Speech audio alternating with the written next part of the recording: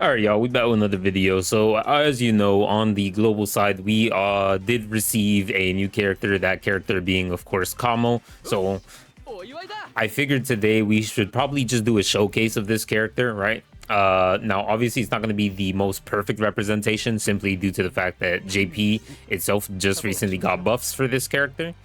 But I'm not going to lie to you, even with the recent buffs, I don't think he's changed overall that much. He did have a slight boost, but I still don't think it's like a major like improvement to the character. So I don't think it's going to be that different to kind of showcase him on JP rather than on global, because I know most people aren't going to be pulling on global anyways. So this is mainly just going to be going out for the people who are actually playing JP, and obviously they want to see him with his new buffs and stuff like that. So I figured I might as well do it, right?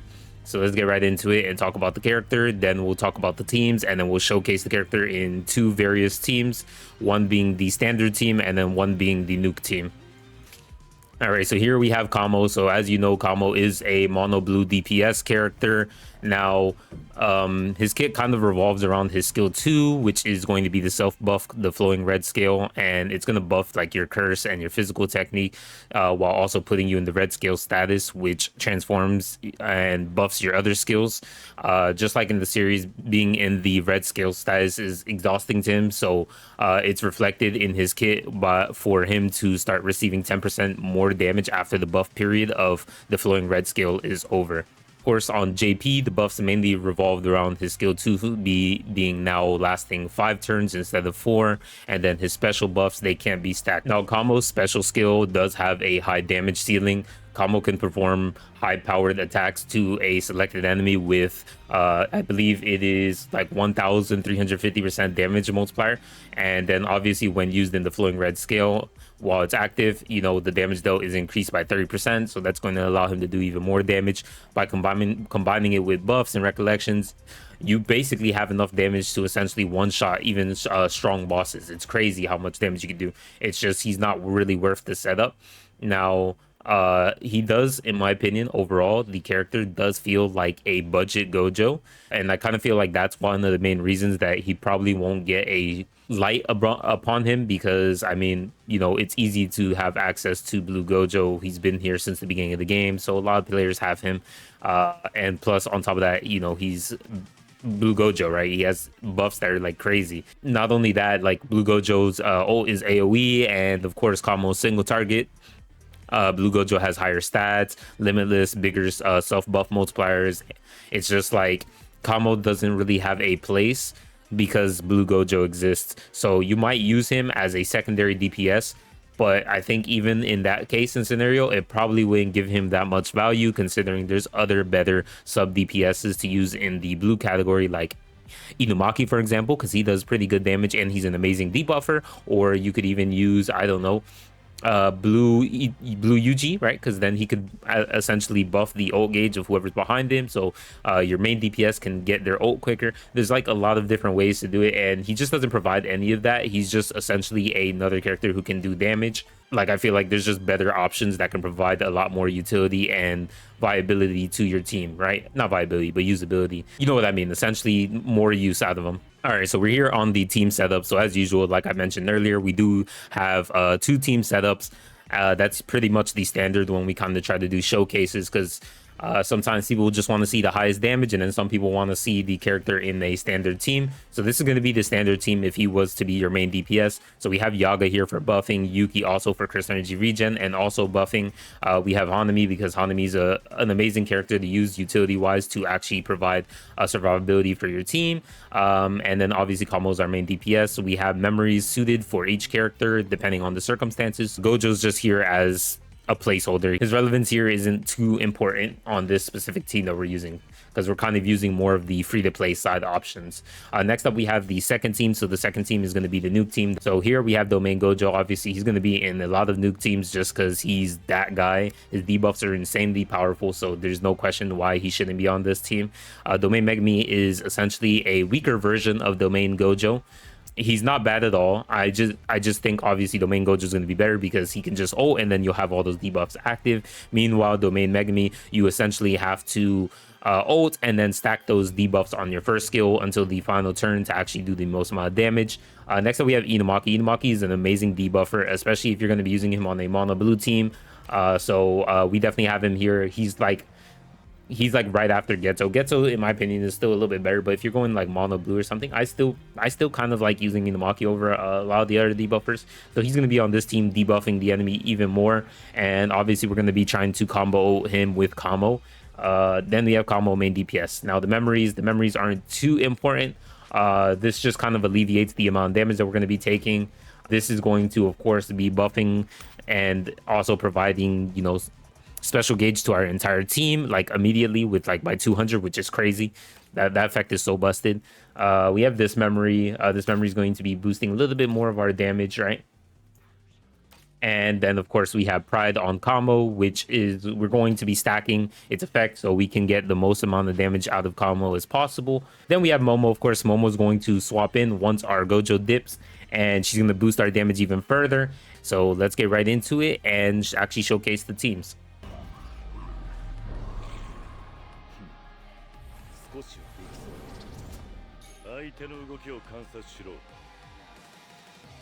All right, so here we are on floor 43, and of course we're going to be just doing the standard. So if you used Yaga before, you already know the drill. We're just going to be spamming his skill 2 the entire time because we do have Yuki on the team to sustain it.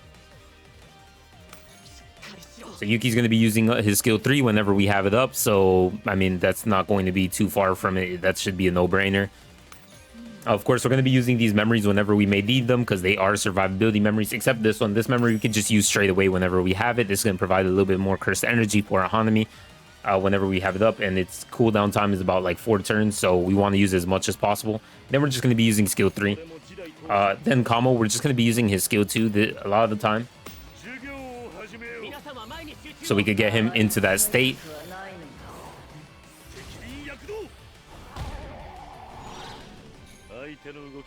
And then we're gonna buff again, so this is gonna be our second buff.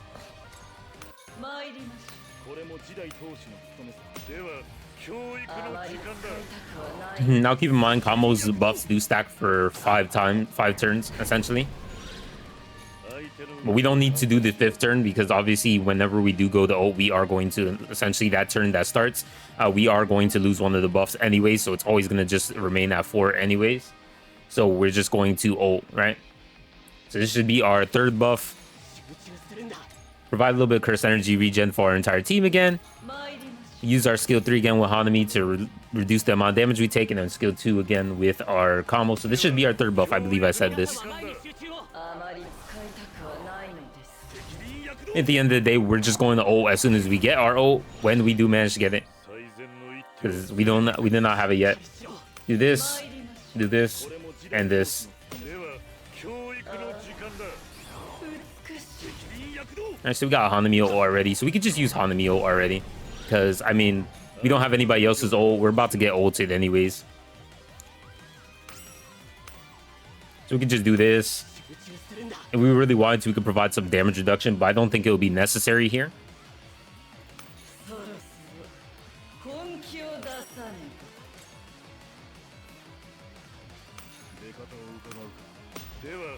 I think just with Hanami alone, we should be able to survive this easily.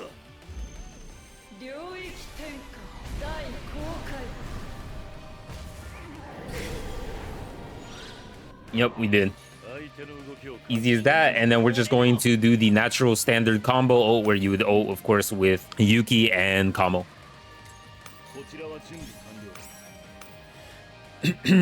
So this should be our highest amount of damage and just like a little standard team that you would have. Not bad, 1.6 mil. Granted, we're only using the buffs from, you know, just Kamo and Yaga. Like, we're not going anything crazy like, you know, putting extra debuffers on the team to increase his damage output.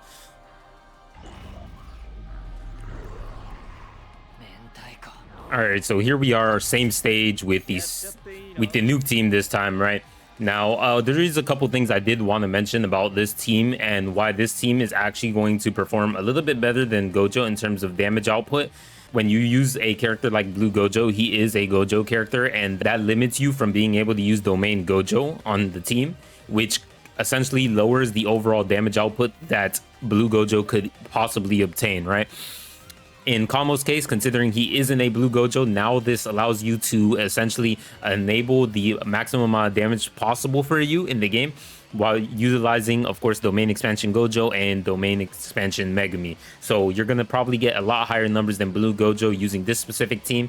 But keep in mind, this is a Nuke team, so it's not going to be the same as, you know, when you are doing like content where you need to have specific memories. In this one, we could get away with it because the boss is not that tedious, but he does drain special gauge, which is the annoying part of, you know, trying to showcase.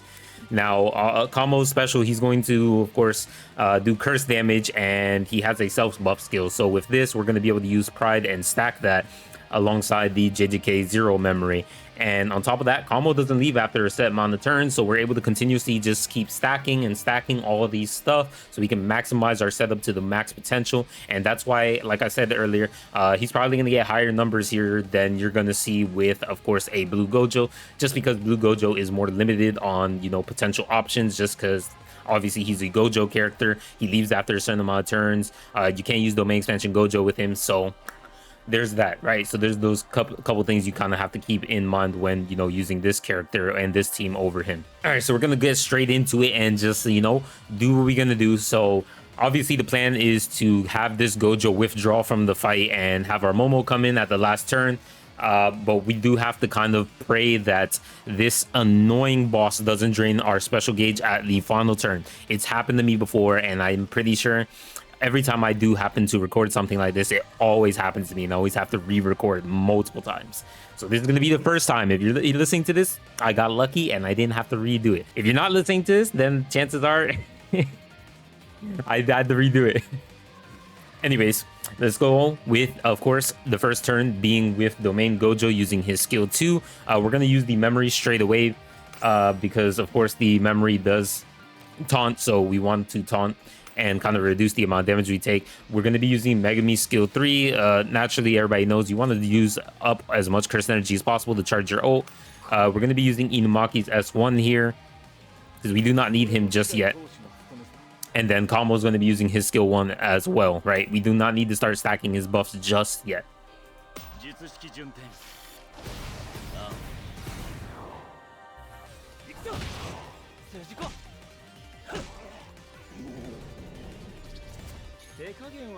Now we're going to be using the same thing with Gojo throughout almost the entire fight until we ult, which is going to be just his skill 2. We're going to use whatever skill we have on Megumi, like whatever skill that we have is the highest cost we'll use. Inumaki is going to use his skill 1 once again, and then Kamo skill 1 again.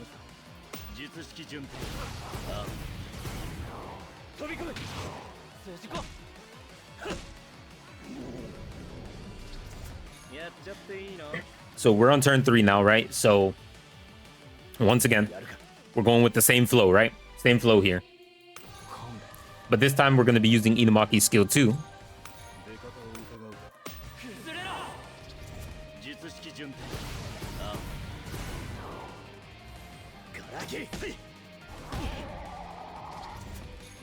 All right, so we're on turn 4. Same thing. Except this time we're going to just use skill 1 on Inumaki because obviously he can't use his skill 2 again. And then Kamo skill 1.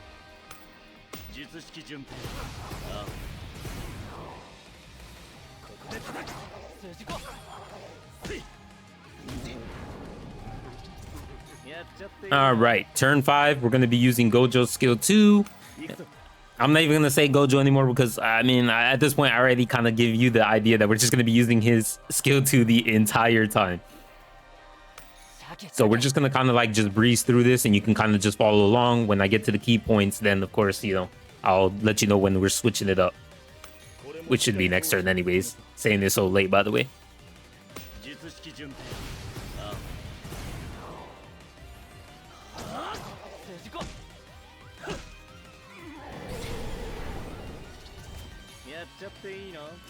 All right, so we're going to use the memory again because we're going to taunt the enemy. Just use it whenever we have it up. We use the highest damaging skill from Megumi. We're not just ready yet.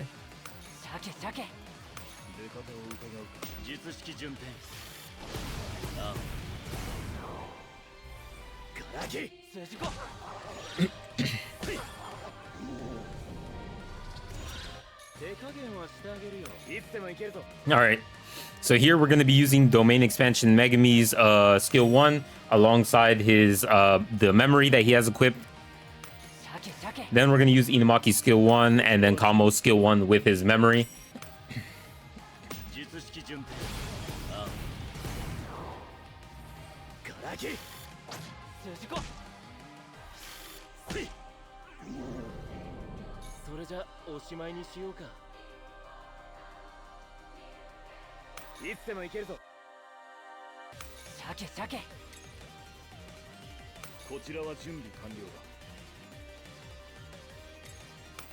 All right, so here we're going to start debuffing and we're going to start stacking Kamo's skill 2 here.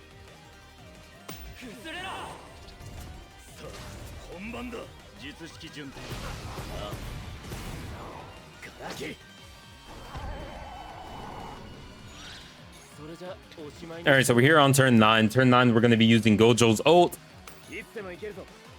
Then we're going to be using Megumi's ult.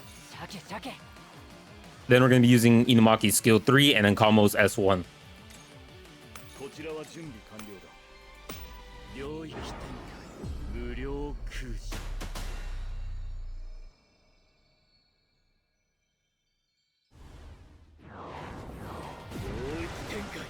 So obviously we're going to use Megumi's ult here because we're on turn 9. And I believe before we get all the amount of stacks that we need, we're going to end it off on turn 12. So we do need those 3 turns for him to start stacking his debuff on the enemy.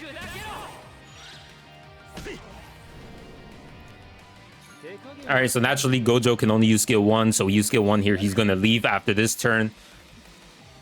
Then, of course, after that, we're just going to be using Megumi's skill 1. Inumaki's, we're just going to be using his skill 3, like Kamo skill 2 once again.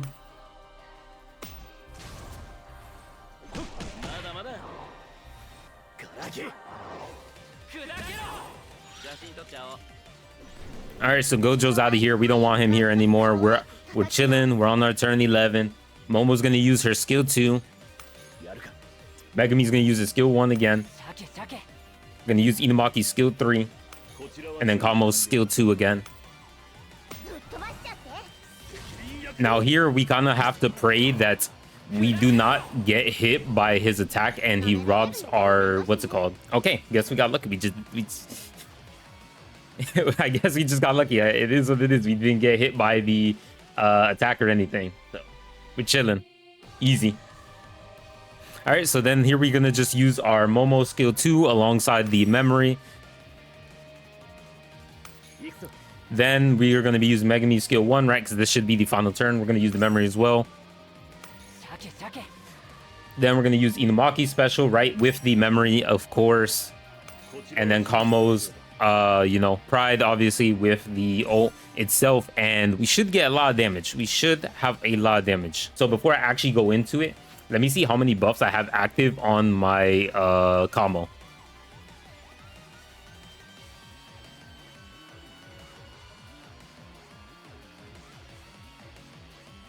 Yeah, I got quite a bit of buffs here.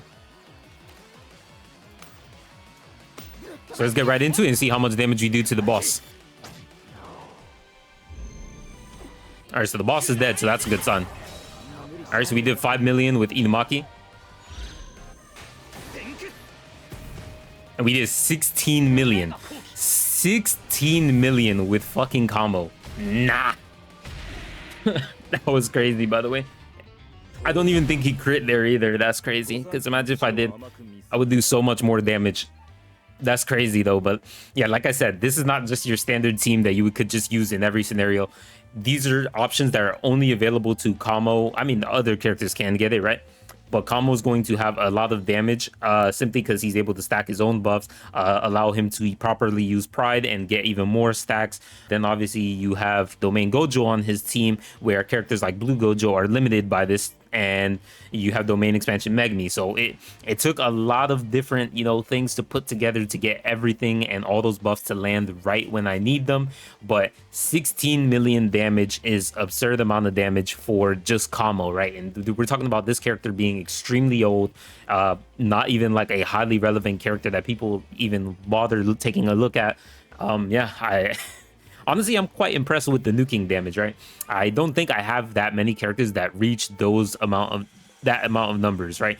That number is pretty high for a character even like Kamo. So again, I'm sure there's other teams that can reach it, right?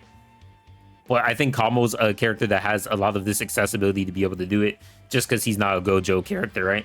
A lot of other Gojo characters, they can't reach it like that because, like I said, they can't use domain Gojo on their team. So that does limit them a little bit.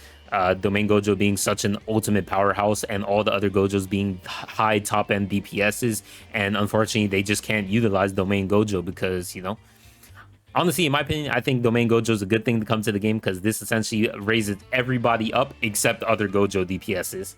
Either way, that's going to be the Kamo showcase. We did a normal team, we did a nuking team. The normal team, I kind of figured I kind of expected that his damage would be something like that. The nuking team, I quite wasn't expecting him to hit that hard, but he did, right? So definitely a lot higher than what I would expect from a blue Gojo. But like I said, blue Gojo is limited by the fact that he can't use domain Gojo. But anyways, that is going to be the Kamo showcase, and I appreciate you guys for watching. I'll see you guys in the next one. Peace.